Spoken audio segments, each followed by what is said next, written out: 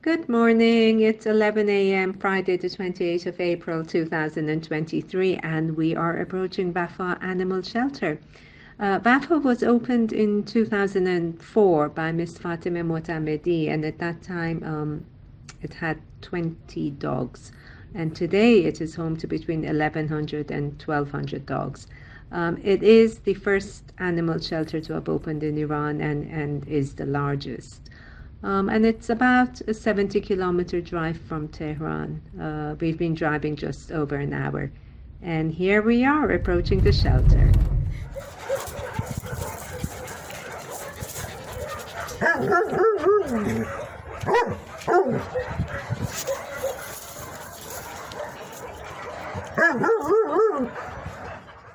This is one of the original grounds of the shelter, so this was there from the start, and of course they've been expanding since. But the shelter opened about 19 years ago. Okay, so this section is known as the Gilan section. These dogs were rescued from a shelter about 8 or 9 years ago. And this section was open just for them. There were 70 of them. They were rescued from a shelter where they'd been severely neglected. And some of them sadly passed away, but you can see most of them are healthy and happy and doing just fine in the Gilan section.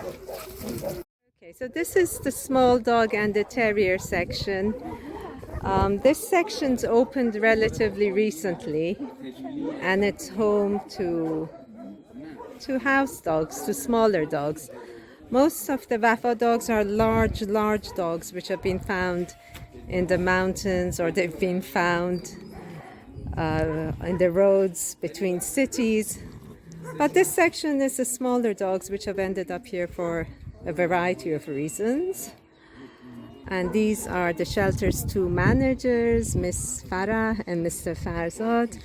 They are voluntary. They give up their time on a voluntary basis.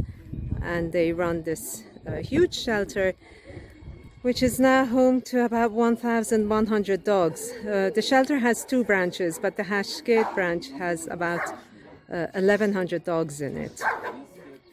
So this is the section for the blind dogs. These dogs are all visually impaired. It's a relatively small section.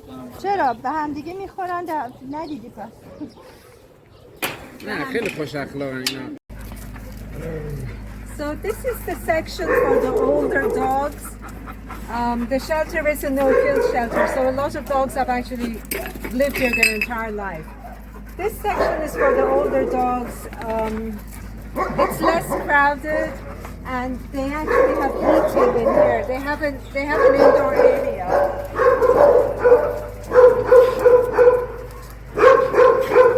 And in winter this section and that section are completely heated. So that's also the older dogs. This whole section is the older dogs.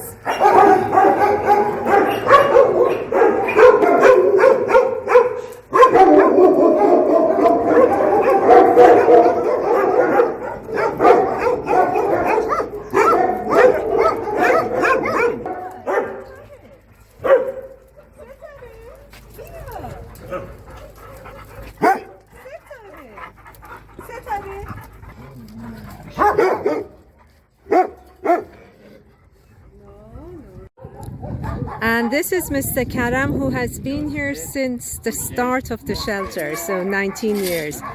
He's in charge of everything, basically. He's here 7 days a week. He's in charge of the cooking, the staff. I should mention there are about 1,100 dogs and only 6 paid members of staff. The rest are all volunteers. So thank you, Mr. Karam, for all your devotion and hard work over the years. One big problem the shelter faces is that they don't have gas. So again, the gas is delivered in these cylinders. Now, about 5 of these cylinders are used every 2 days. Of course, it varies depending on the season, but this gas is just to heat up the dog's food. And you'll see about 5 of these are used every 2 days. In winter, they use a lot more of these because all the vulnerable dogs, the puppies and the older ones and the ill ones, their section is heated. So in winter, again, it's heated using these gas cylinders. Okay, so this is the gas cylinders in use. They are connected to the kitchen, and we're going in the kitchen. So this is the kitchen, just to give you an idea of the size of the pots. I could actually fit into that. And it's noon, and they've already started preparing the food for the dogs. So Mr. Karam can explain a bit more about the food. So here is where they cook for the dogs, about 1,100 to 1,200 dogs, and every day they get a warm meal at the end of the day. So there's a special section for the vulnerable dogs, and for the evening meal, about 700 kilos of chicken bones, chicken skulls, chicken skeletons. So they start the preparation from 5 in the morning till about 8:30 in the morning. This is the Eid Gol starts the work here from 5 in the morning till 8. About 8:30 they add macaroni and bread, and then bread, and cook it a bit more. Keep cooking it until 2 p.m. Every half an hour they come and they stir it so it's properly mixed. And at 2:30, 8 Gold starts this machine. So this mixes the food. It sort of blends the food, so all the dogs get an equal mix of food. So from 2:30 till 5, they just keep stirring the food so that it cools down. And in summer, so from next month, they actually get ice in there, so it cools down, and so that they're ready to feed the dogs at 6 p.m. They also add vegetables. The food has to sometimes travel 12 to 13 hours. Yes, as I said, I mean, there are 2 challenges. One is the financial challenge, and the other one is actually sourcing the food. We're still the biggest shelter in Iran, approximately 1,200 dogs. And we cook about 3 tons of food a day. 3 tons of food a day. Okay.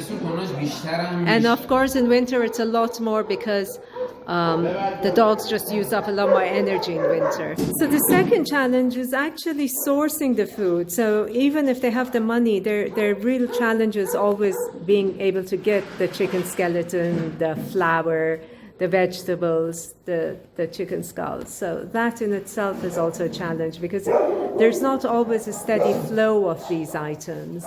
They're having to source food from different parts of Iran and quite far off, from places like Kurdistan and Semnan.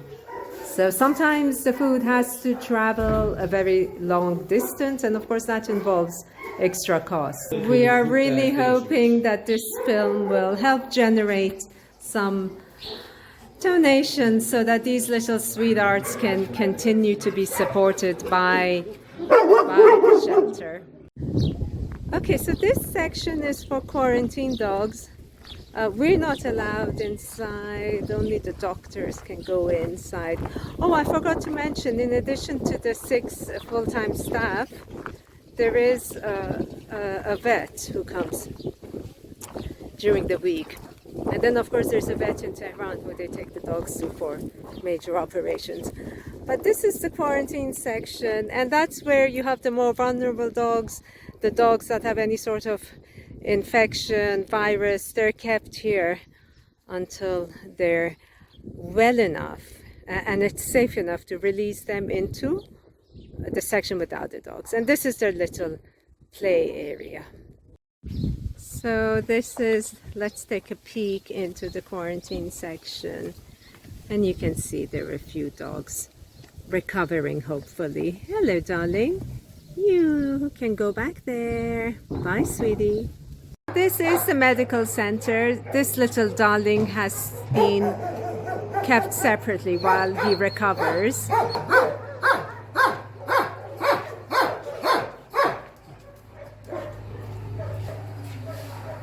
This is the drugstore. So, wow, I hadn't actually seen this before. So this is where they store their supplies, their medical supplies. And the dogs are neutered and spayed here. So the vet comes and they're neutered and spayed here. And then they're taken into a separate room where they recover. So they're basically taken into separate rooms until they come around. Okay, so that green thing you see is one of the 8 water tanks which they have. There's another one, and here's another one. The water tanks are of course a necessity because we don't have water here, so it's provided in tanks. It's brought to the shelter, and in summer they need about 18 to 20 deliveries. In winter it's less, it's about 6 to 8.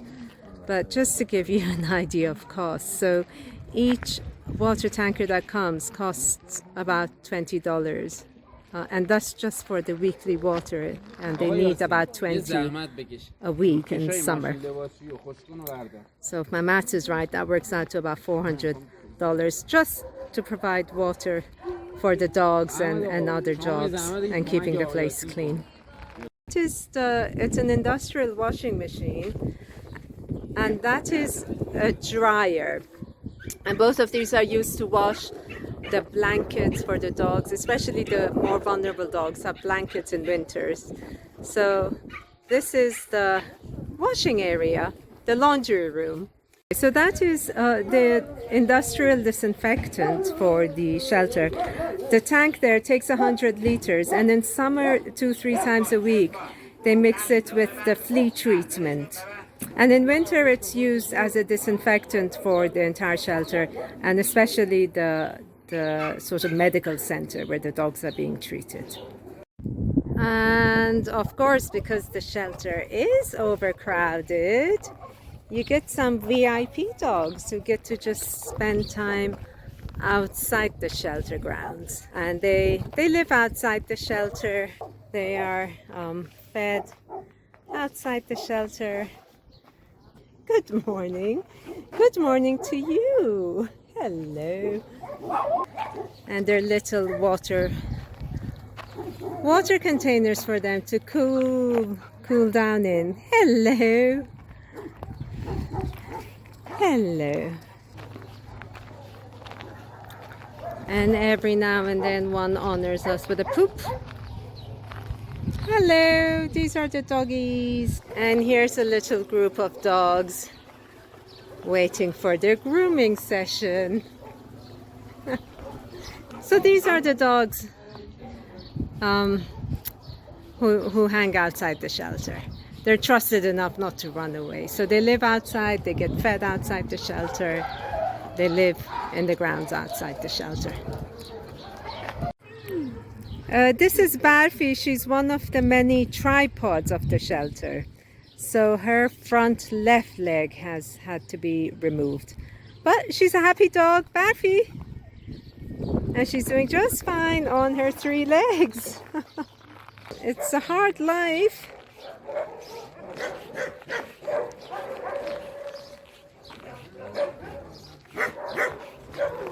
Enjoying a little bit of shade. Okay, so soon it's going to be grooming time for the long-haired dogs. It gets very hot and their hair does need to be trimmed.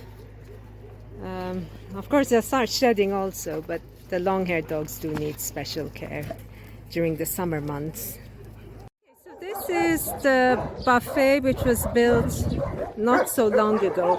It's an area where the staff and the volunteers can go and have some tea and relax. And downstairs again is an area which is